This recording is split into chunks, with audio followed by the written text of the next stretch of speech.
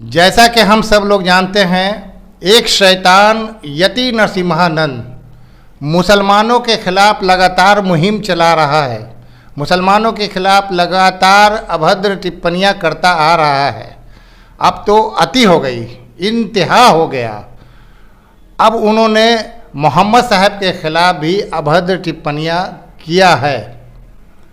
हमारे साथ स्टूडियो में जस्टिस मूवमेंट के साथी एडवोकेट अंजुम बारी हैं। आइए इन्हीं से जानते हैं यति नरसिम्हानंद जो अभद्र टिप्पणियां कर रहा है, चूँकि ये एडवोकेट हैं, इनको सेकुलर डेमोक्रेटिक कंट्री में कौन सी सज़ा मिलनी चाहिए? देखिए, इन्होंने जो बोला था तो सबसे पहले हमारे देश के प्रधानमंत्री को जो है इसके खिलाफ एक्शन लेना चाहिए था, क्योंकि वो अक्सर टीवी पे बोलते हैं सबका साथ सबका विकास। तो उन्होंने ऐसा नहीं किया, जिससे ये प्रतीत होता है कि उनकी कथनी और करनी में जो है बहुत बड़ा जो है द्वेष है, अलग अलग है। जो क्या कहते हैं वो नहीं कर पाते हैं। आज जो उनकी मंशा होती है किसी और से कहला करके पूरा कर देते हैं। ये लोग जो मुसलमान के खिलाफ, इस्लाम के खिलाफ अभद्र टिप्पणियां करते हैं, यह लगातार मुसलमान लीडर की अभी हत्या हो रही है, तो इतना हिम्मत और हौसला कहाँ से मिल रहा है इन लोगों को? क्या इसके पीछे कोई है? देखिए, किसी भी घटना के पीछे कोई ना कोई होता है। अभी जो इन्होंने कहा हुजूर पाक सल्लल्लाहु अलैहि वसल्लम के खिलाफ, इससे हो सकता था कि मैसाकर हो सकता था, बहुत लोगों की जान जा सकती थी।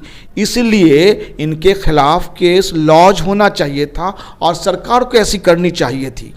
अगर अभी तक नहीं हुआ है तो हम चाहते हैं कि सुप्रीम कोर्ट सुओ मोटो उनके खिलाफ जो है एक्शन ले।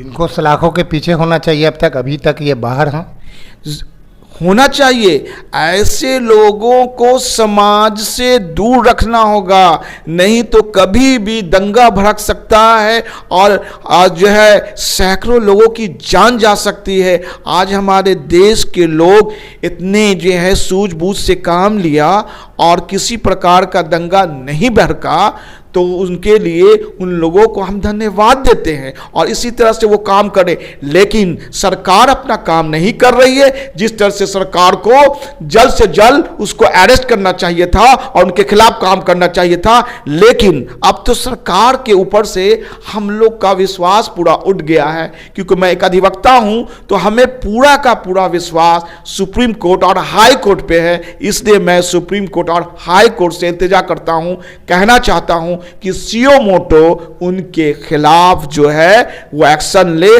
और उनको जो है सजा देने का काम करे।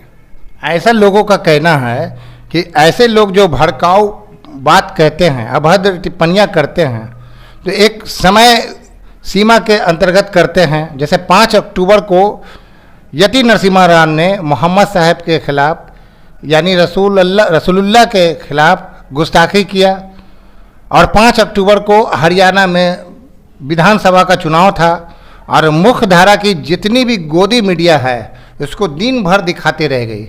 इससे किसको फायदा होता है?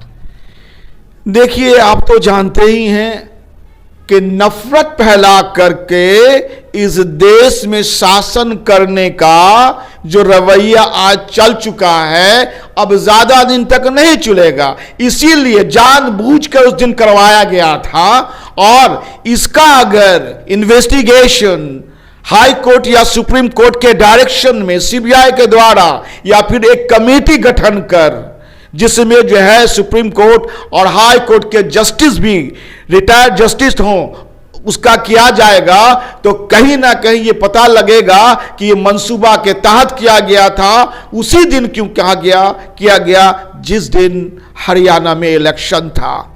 इस तरह का कृत्य से देश में जो है अनावश्यक जो है दंगा भड़क सकता है और ऐसे लोगों को जल्द से जल्द जेल में बंद करनी चाहिए, इनके खिलाफ कार्रवाई करनी चाहिए। अभी तक कोई कार्रवाई नहीं की गई। इससे हमारे गवर्नमेंट, जो हमारे सेंट्रल गवर्नमेंट की मानसिकता पता चलता है। हमसे बात करने के लिए बहुत बहुत शुक्रिया। Thank you. तो दोस्तों, देश में चुनावी मुद्दा होना चाहिए रोटी कपड़ा मकान, शिक्षा, स्वास्थ्य, ये होना चाहिए। बेरोजगारी है, बेकारी है, महंगाई है। आज जो तरक्की के दौर में जो बिल्कुल ही आखिरी पैदान पे खड़ा हुआ इंसान है, उसके बारे में, उसके लिए कल्याणकारी योजना बनाना चाहिए। लेकिन जो लोग नफ़रत की सियासत करते हैं, जो लोग नफ़रत की खेती करते हैं, वो नहीं चाहते हैं कि मुद्दा पे चुनाव लड़ा जाए। वो लोग चाहते हैं धार्मिक उन्माद फैलाकर नफ़रत की सियासत करते हैं और इक़्तिदार में रहना चाहते हैं। 2014 के बाद से पूरे भारत का सिनेरियो बदल चुका है। अब तो संविधान भी खतरे में है। संविधान को भी धीरे धीरे बदलने की कोशिश की जा रही है। इसी के साथ इजाज़त दीजिए, फिर किसी नई वीडियो या नई शख्सियत के साथ आपसे मुलाकात होगी। हमारा वीडियो अगर अच्छा लगे तो लाइक कीजिए, सब्सक्राइब कीजिए, कमेंट कीजिए, शेयर कीजिए, बेल आइकॉन प्रेस कीजिए। अब इजाज़त दीजिए। जय भारत, जय संविधान।